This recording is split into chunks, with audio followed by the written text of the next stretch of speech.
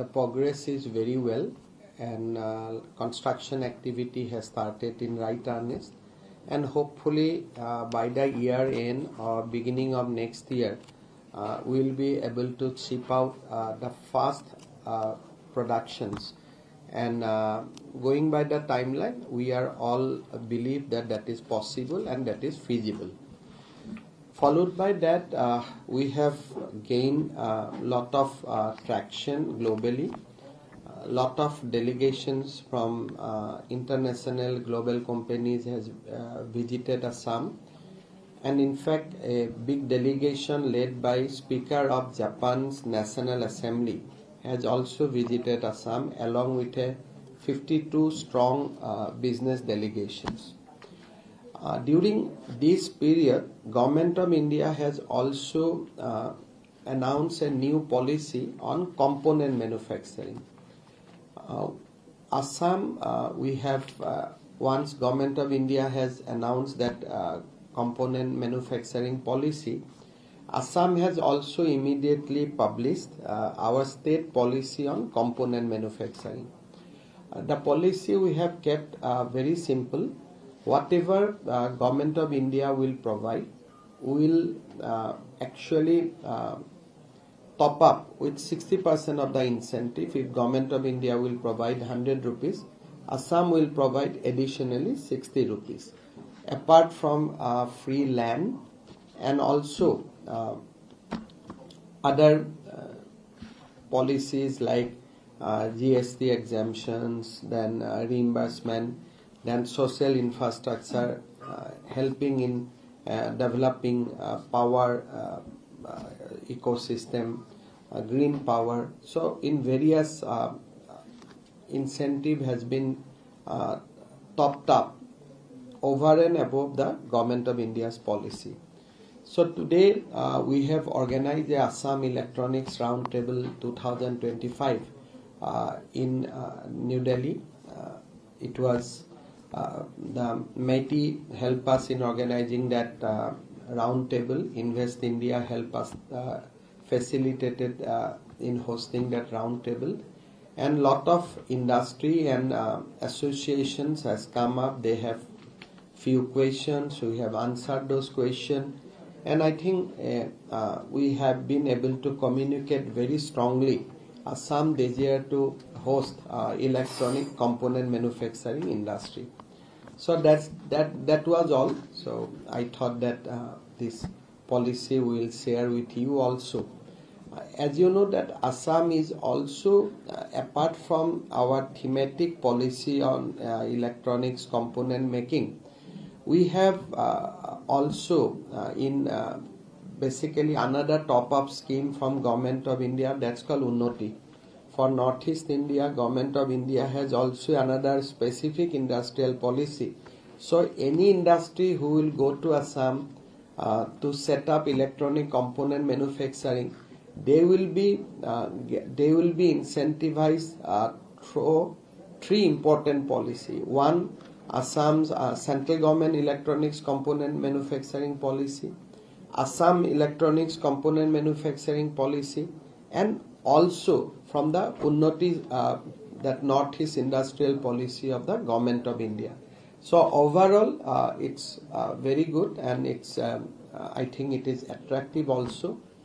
We have done another initiative. The Tata industry, they have come in a specific place called Jagirod. In and around that industry, we have decided to set up a electronic manufacturing city. We named that Ratan Tata Electronics Manufacturing City. So that has been notified. So we are trying to build up more social infrastructure and other kind of infrastructure in and around Tata OSAT facility, and we want to convert that to a full-fledged electronics manufacturing facility.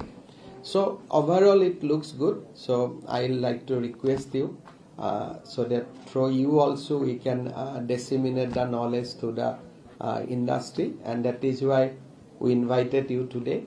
Any question on your end, I will be very happy to answer. Hi sir, Anudeep here from the Resume Center. Yes. Central policy, one central underpinning of the electronics manufacturing policy in Assam has been youth from other parts of the country. So what does this human base even look like, right? And what has the progress been in taking from that? You see, we have a very good human resource base because we have IIT in Guwahati, Triple IT in Guwahati. We have a good network of engineering colleges, and also recently Government of India Ministry of Electronics has also announced NAILET, which has been declared a deemed university. So we have a good human resource base. There are a lot of young Assamese youth who are also working in other states of India as well as globally. So Tata has been able to attract a lot of talents back to Assam, and I think we will nurture new talents and as well as we will attract the talents which are already available from our state across the country and across the globe. Just one quick follow-up on the electronic cities. So can you walk us through the kinds of infrastructure we are building? Because we will be expecting a lot of the specialists to stay for a very long time. Yes. There is a basically in Jagi Road, we have planned a kind of full-fledged electronic city, and Asian Development Bank also we are negotiating a big loan so that this city can be can fulfill all the requirement. That that negotiation are also in progress, but already infrastructure has taken good shape there because of the Tata industry. We have brought power, green power, then apart from that social infrastructure, then infrastructure, hard infrastructure required for electronics, more specifically for the semiconductor. Also recently Government of India has also approved a outer ring road for Guwahati, which will make the distance more shorter than what it is. So lot of activities going on in and around the Jagi Road to develop it into a full-fledged electronic city. So I have a couple of questions, and thank you very much for inviting us. And this is coming in at a very interesting time, given that the Prime Minister just last week spoke about developing Northeast and how Northeast is going to be a gateway to ASEAN countries to boost trade. You spoke about skilling. Could you give us specific details into how you're looking at scaling the workforce in the semiconductor ecosystem? When you spoke about the outreach, you said that a delegation from Japan has visited. Any concrete outcomes that you're looking at, and particularly from which countries? First of all, Tata's industry will be followed by few Japanese industry because that will cater the need of the Tata plant. They need certain kind of basic servicing industry for the big industry. So far as we are in touch with the Japanese delegation, they have come, they have seen, and I am sure that once Tata start producing, there will be more and more requirement, more or more inquiry which we can be able to translate. Meanwhile, other industry has also come. They have whatever they have committed in our investment summit. Most of commitment are being materialized. They are being translated. So far as skill is concerned, we have developed our own ecosystem from last few years. As I told you, IIT Guwahati is a big source of skill manpower, skill human resources. We have good network of engineering colleges. We are also developing a new university called Assam Skill University. Asian Development Bank has extended a loan of rupees 1,000 crore for that university. I think within next 3 months that university will be in a position to class starts, and that university we are targeting specifically for the requirement of Tata Semiconductor as well as the electronics part. Also with the help of Singapore government, we have set up a Northeast Skilling Institute in Guwahati. In fact, that institute was inaugurated by present Singapore President Dr. Thurman while he visited Guwahati. So a good infrastructure is already in place, and I think once industry comes, then customized requirement can be addressed. Hi, sir. So I'm Milind from the Indian Express. Congrats again on the policy. I think it seems very promising what you're giving on top of the center space. So one question: when you're talking to these people who are coming from abroad or these people who are looking to set up industry in Assam, what is your pitch to them at this point in time? Why should they be looking at Assam versus states like Karnataka or Tamil Nadu, where there already is something? Yes. And second, if you could also speak to, from your conversation with the center, vis-a-vis Assam's strategic, maybe is there a strategic advantage to having industries in Assam, given its location, geography, etc.? Is that also something that makes Assam attractive? You see, first of all, if you compare, today I can give you one example. Tata has announced two industries together. One is in Gujarat, Fab, and one is in Osat in Guwahati. So today, if you visit both the plant, you will see that progress in Assam is much more than what there is in Gujarat. Primarily, we do not have a problem of plenty. And when you don't have a problem of plenty, you can talk, you can customize, you can address the requirement. So I think this is the best time to come to set up industry in Assam. After 5 years, we will also have a problem of plenty. So today, we have just developed.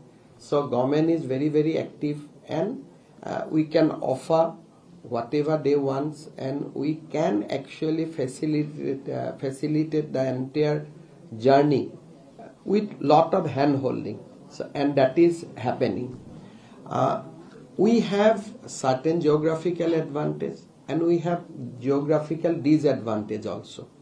So if you look at Southeast Asia, we have geographical advantage, but if you look at the mainland, then we do have geographical disadvantages. So I think some of the geographic disadvantage has been neutralized by the Government of India's policy.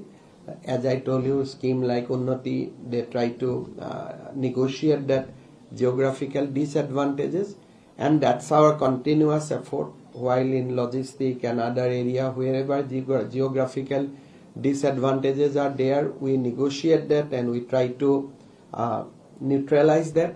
And so far as geographical advantage, you know that this is a complete virgin place. It is whoever will come, they will be treated as fast comer. Then absolutely Assam is connected to Southeast Asia very prominently. And as Government of India's outreach to Southeast Asia today, for there are big political issues, but once all these things will be in line, like peace in Myanmar and all, so you will have your exits to Southeast Asia, including Bangkok and all, through Assam. So there are geographical advantages, there are geographical disadvantages like any other country. So if I say that I have to send a ship, I have to send it from Guwahati to Tamil Nadu, it's look disadvantage. But equally a factory in Tamil Nadu, he wants to send material to Guwahati, that the same disadvantage exists. So it is all depend how you look at it. But Assam is Assam, whoever will come, you will get the fast mover advantage. That is the best thing as of now. Right, sir. Ashish from Business Standard. You mentioned about the Ratan Tata Electronics manufacturing city that will be established in Jagir Road, and you mentioned that there will be social and yes. infra and green infra. If you could expand a little bit on that, as well as the challenges, like you mentioned that there are challenges in logistics. So will there be any airport, or how are you solving it? The first of all, as I told you, that most of the one is disadvantages as a region, which probably, if I tell you that there are many activities going on at present, railway, highway, inland water.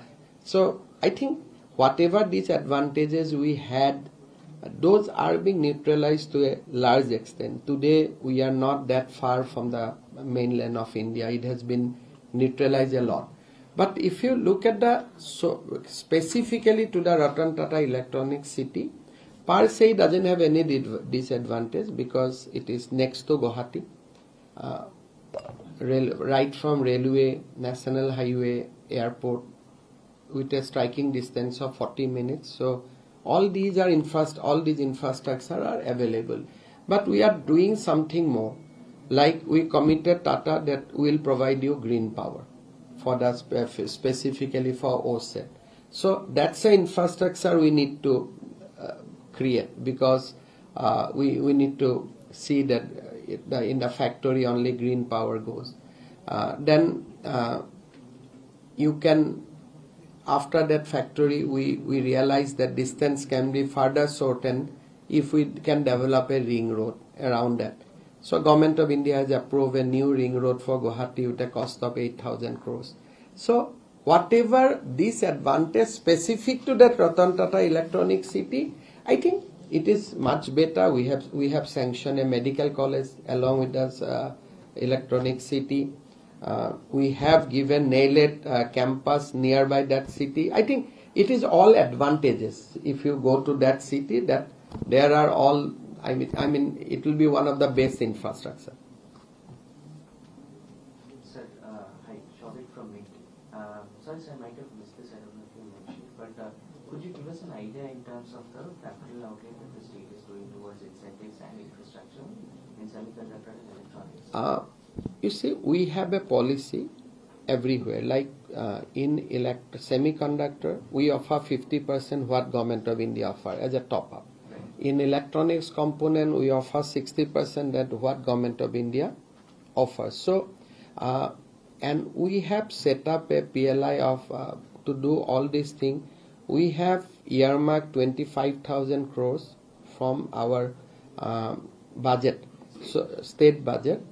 So as of now, as I told you, that fast mover advantage, because we have sufficient amount to disburse as of now, facilitate the setting up of infrastructure, because in our Advantage Assam 2.0, we announced a 25,000 crore corpus for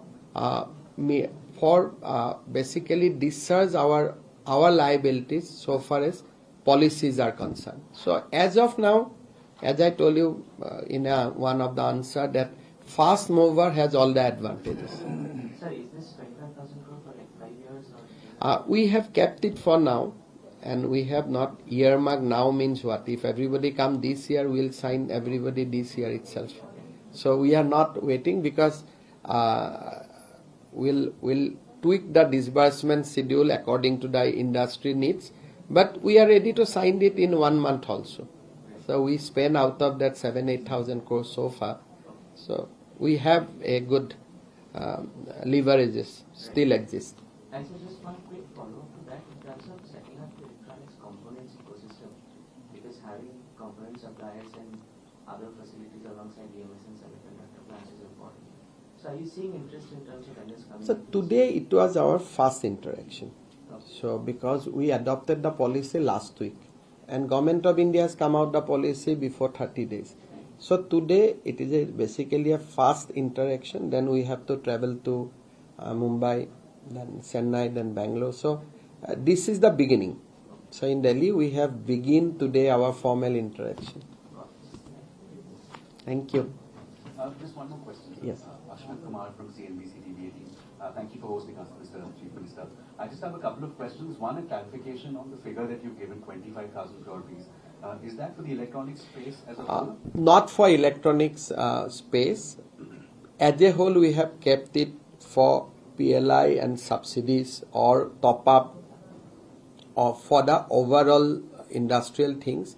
But of course, basically, as of now in Assam, we are more aggressive on electronic space, because other thing like we are developing a biorefinery in Guwahati, we are working with Government of India for a fertilizer manufacturing unit of 12 lakh metric ton. We are talking to people for setting up of two thermal plant. But in all these things, capital subsidy will not come. Like on thermal plant, what they are looking for, power purchase agreement. So that's one thing. So we are going to set up a fertilizer plant. So there we have taken 40% equity. Government of India will have 60%, we will have 40%. Like biorefinery, Prime Minister is going to inaugurate it on 8th September. There we have 27% equity. So there are various models we are working on. So certain things we have taken equity. Some manufacturing we have promised power purchase. In some we have provided PLI. So it is basically it is not all. This 25,000 corpus is one of our intervention, but there are many interventions. Like Numaligarh refinery, we have acquired 27% stake. We spend around 4,000 crores there, and they are setting up big petrochemical complex. So all these are various ways to intervene, but this amount we have kept specifically for PLIs and top up of what Government of India is providing. And as of now, this is the area of focus, but we are ready for other area also. That we are not that we'll do only electronics and nothing else.